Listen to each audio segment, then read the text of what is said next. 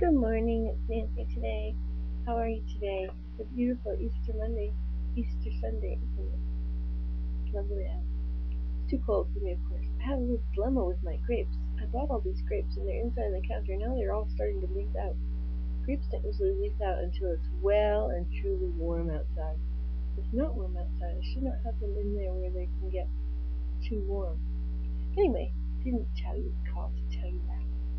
Anyway, this is a wonderful day. It's the most important day of the year. One of the two most important days of the year.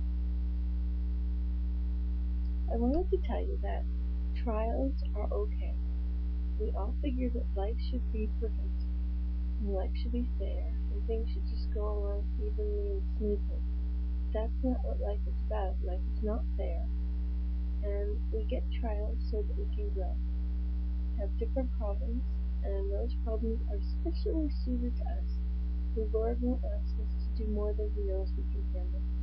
And although you think that you can't handle anything, you can. When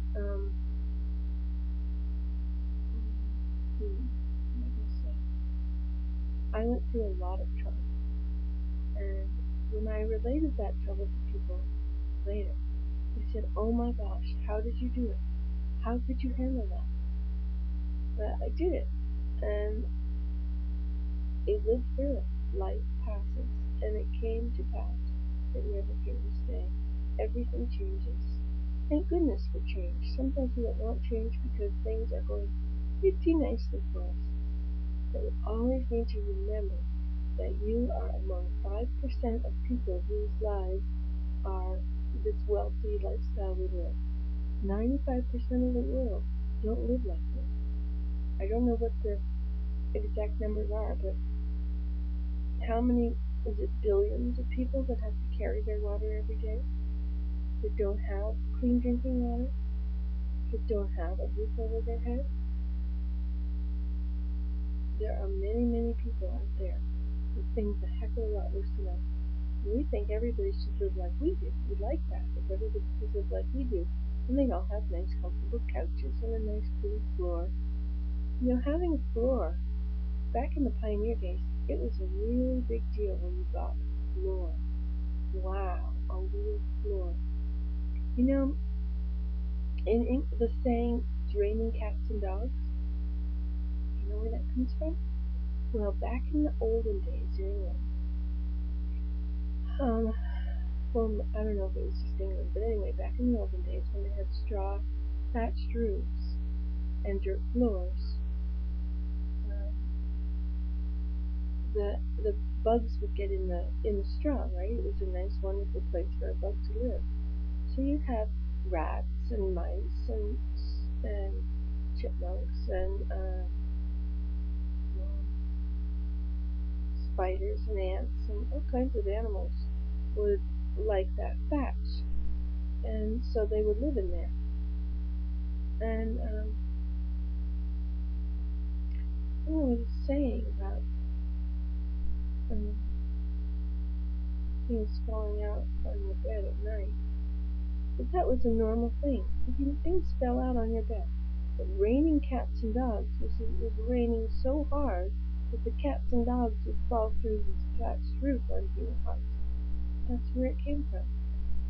So, you know, us even having a roof that keeps all the weather out is a very modern thing.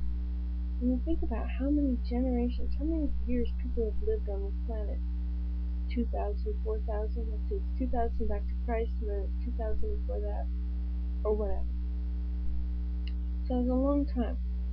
And people did not always have roofs with lovely hanging chandeliers and inside ceilings. Those are new. Well, we are just a little drop.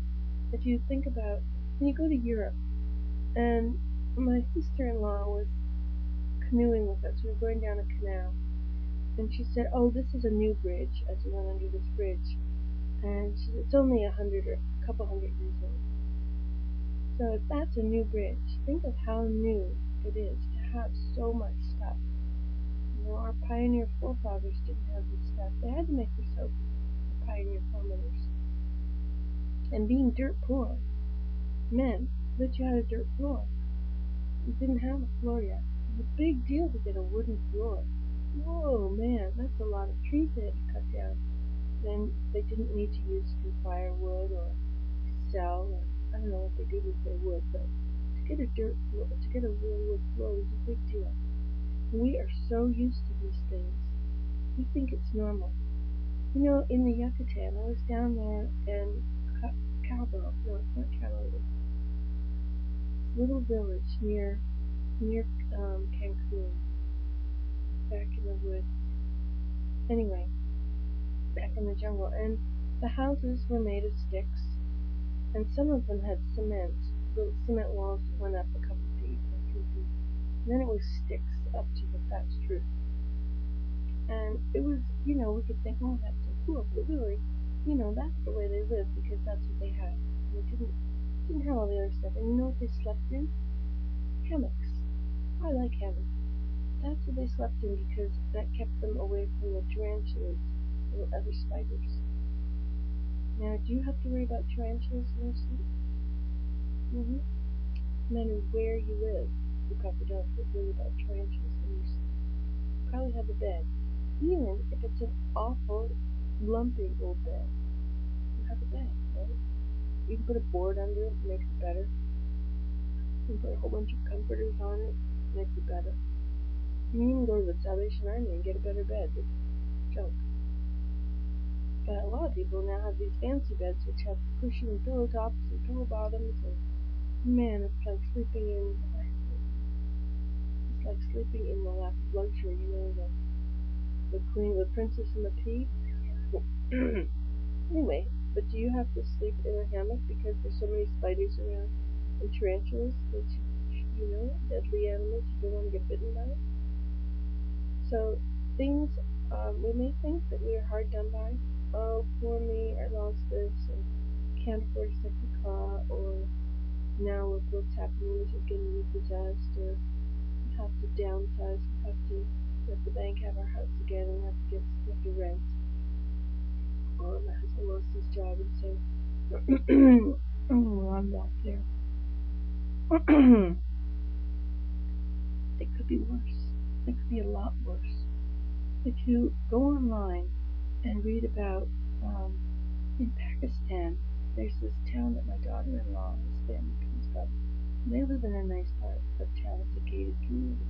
But in that rest of that place, there are open sewers, like ditches along the roads. This is real. You hear about it, but it's real. You can go on YouTube and you can look up, or go on Google Earth.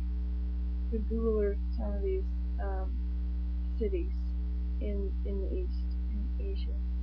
And you can zoom down in and there'll be cameras along the road and you can see these things. This is not just what they say, box up your food and send it to China where kids are starving, Oh, eat your food because kids are starving in China. I don't know if they're still starving in China, but things are not the same out there as they are here.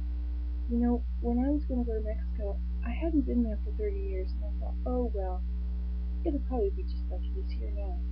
But it wasn't. It was like it is there. The whole way the houses are put right alongside the road, and I'm gonna lose my time. I think I can't see it on my glasses. That is 7. But it's not as bad as you think it is. Are you in a concentration camp? Are you being forced to work as a slave? Things could be worse. Things could be a lot worse. And these things are for your experience.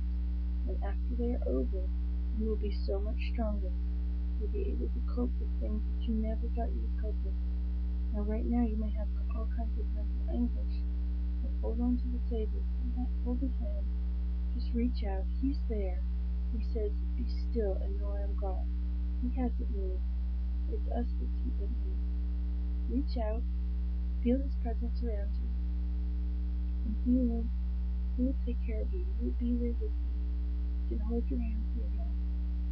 This life, if you die, none of this matters. None of it. It's all gone. If the Lord plucks you out of it, if you walk across the road and get hit by a car, none of this matters. And he said, behold,